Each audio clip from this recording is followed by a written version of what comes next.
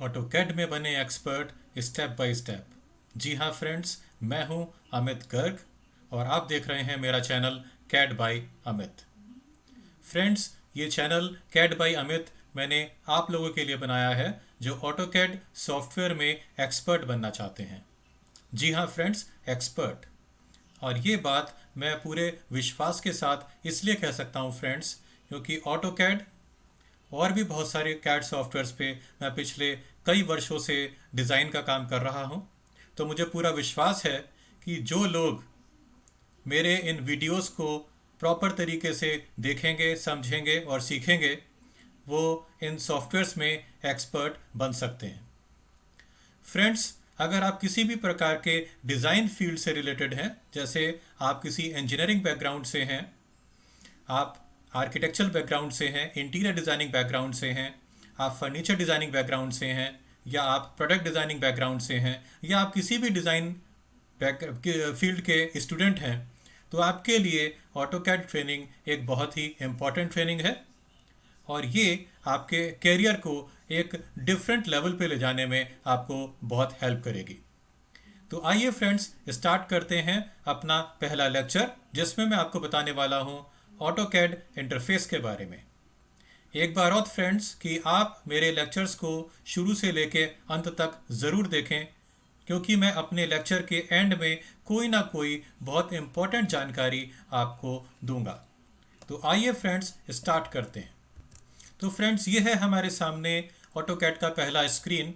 AutoCAD interface का मतलब ये है कि जो ऑटोकैड को स्टार्ट करने के बाद जो हमारे सामने पहला स्क्रीन आता है फ्रेंड्स, उसको हम ऑटोकैड इंटरफेस के नाम से जानते हैं। इस इंटरफेस पे मैं सबसे ऊपर से स्टार्ट करूंगा। ये टॉप पे आपके सामने है टाइटल बार। इस टाइटल बार में फ्रेंड्स हमें दो मुख्य इन्फॉर्मेशन मिलती हैं। नंबर 1 कि हमारे सॉफ्टवेयर का नाम क्या है। नंबर 2 हमारी ड्राइंग का नाम क्या है। जैसे आप देख पा रहे हैं फ्रेंड्स, मेरी ड्राइंग का नाम है lecture1.dwg, क्योंकि मैंने एक ड्राइंग लेक्चर 1 के लिए बना के इसको पहले ही सेव कर दिया था और सेव करते हुए मैंने इसके नाम को चेंज करके लेक्चर 1 कर दिया था। हमारी जो ड्राइंग है फ्रेंड्स, उसके नाम के दो हिस्से होते हैं। लेफ्ट वाले पार्ट को हम बोलते हैं मेन नेम, जिसको हम अपनी ड्राइंग को सेव करते हुए अपने प्रोजेक्ट के नाम के हिसाब से चेंज कर सकते हैं। और राइट साइड में जो 3 लेटर्स हैं DWG, ये हमारे जो हमारी ड्राइंग है उसका एक्सटेंशन होता है और ये सॉफ्टवेयर स्पेसिफिक होता है फ्रेंड्स। मतलब ऑटोकैड में अगर आप कोई भी ड्राइंग क्रिएट करेंगे तो उसका एक्सटेंशन हमेशा DWG ही होगा। राइट साइड में आपको ये 3 बटन्स पहले ही मालूम होंगे: मिनिमाइज, रेस्टोर और maximise button and close button. Left side में इस आइकॉन को हम बोलते हैं बिग ए। इस बिग ए पर क्लिक करने से फ्रेंड्स हमारे सामने एक पॉपअप मेनू आ जाता है और इस पॉपअप मेनू में हमारे पास सब फाइल मैनेजमेंट से रिलेटेड कमांड्स होती हैं। इसमें से ज़्यादातर कमांड्स को आप पहले से जानते होंगे, जैसे new, open, save, save as, export, print, publish वगैरह। अदरवाइज इन कमांड्स को हम फ्रेंड्स आगे पूरा डिटेल में देखने वाले हैं।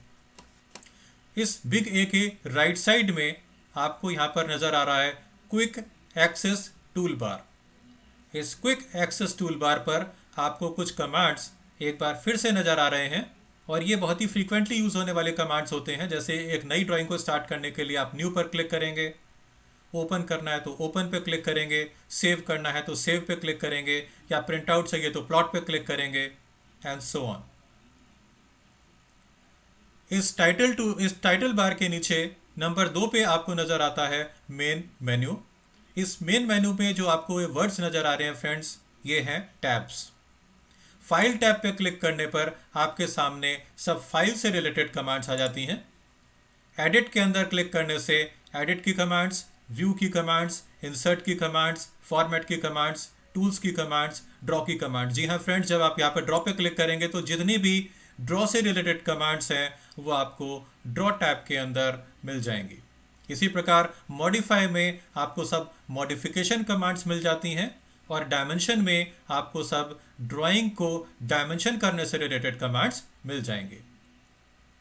इसके नीचे तीसरे नंबर पर हमें एक और मेन मेन्यू नज़र आ रहा है फ्रेंड्स, और इस मेन मेन्यू में जो टैब्स हैं वो कुछ इस प्रकार से हैं: home, insert, annotate, parametric, view, manage, output and express tools. In tabs के साथ में जो रिबन टूल बार है फ्रेंड्स, ये इसके साथ में टैब्स के साथ में लिंक होता है। जैसे ही हम किसी भी टैब पे क्लिक करते हैं, इस रिबन टूल बार के सारे पैनल्स और सारी कमांड्स चेंज हो जाती हैं। एनोटेट पे क्लिक करेंगे, देखिए फ्रेंड्स, फिर से सारे पैनल्स और कमांड्स चेंज हो जाती हैं। जब हम अपने ऑटोकैड को स्टार्ट करते हैं तो सबसे पहले हम होते हैं होम टैब पे, और आपको रिबन टूल बार कुछ इस तरह से नज़र आता है।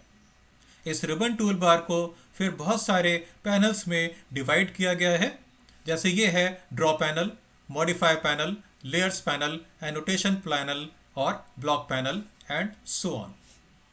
अगर आपको इस पैनल के ड्रॉ पैनल के बारे में बात करें तो यहाँ पर आपको ये सब ड्रॉ की कमांड्स नज़र आ रही हैं। अगर आप यहाँ पर क्लिक करते हैं तो ये ड्रॉ पैनल एक्सपेंड कर जाएगा और आप इसको यहाँ पर पिन अप कर सकते हैं फ्रेंड्स, जिससे कि आप इन कमांड्स को भी यूज़ कर सकते हैं। इनको यूज़ करने के बाद में आप इसको अनपिन कर देंगे तो ये पैनल ऊपर फोल्ड हो जाता है। इसके बाद फ्रेंड्स हम चलते हैं इस स्क्रीन के बिल्कुल नीचे, ये ग्रे कलर का जो आपको बार नज़र आ रहा है, इसको हम बोलते हैं स्टेटस टूल बार या स्टेटस बार।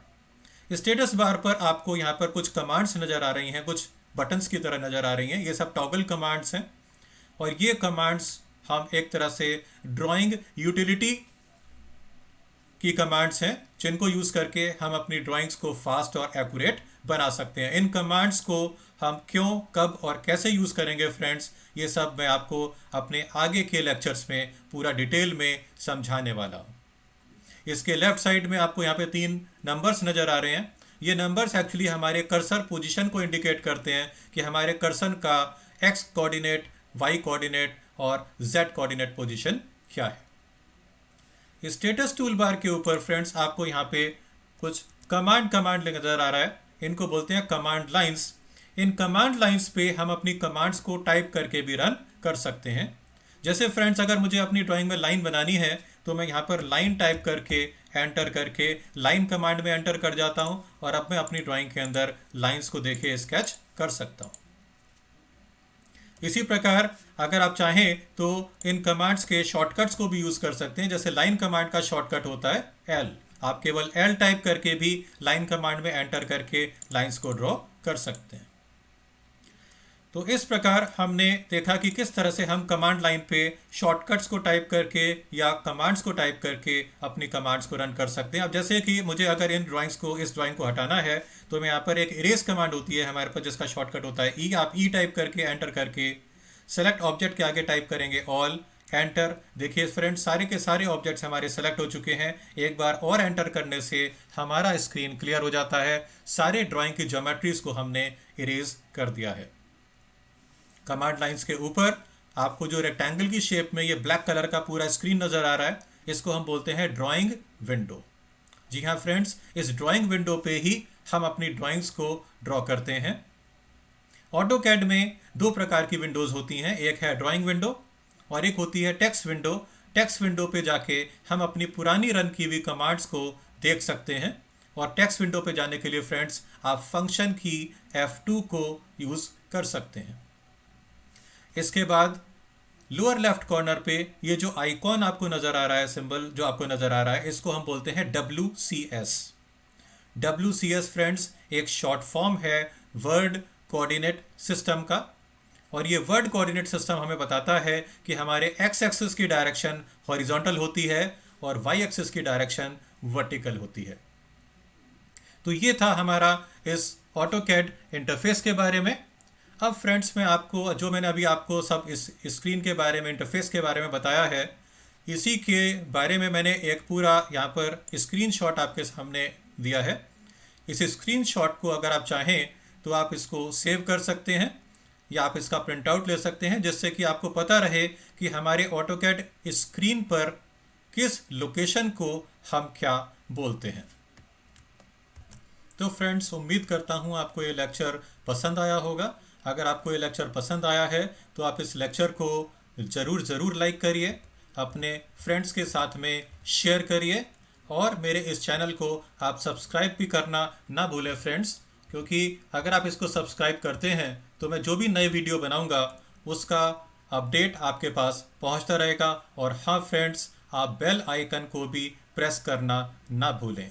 तो मिलते हैं फ्रेंड्स एक नए लेक्चर में, तब तक के लिए गुड बाय।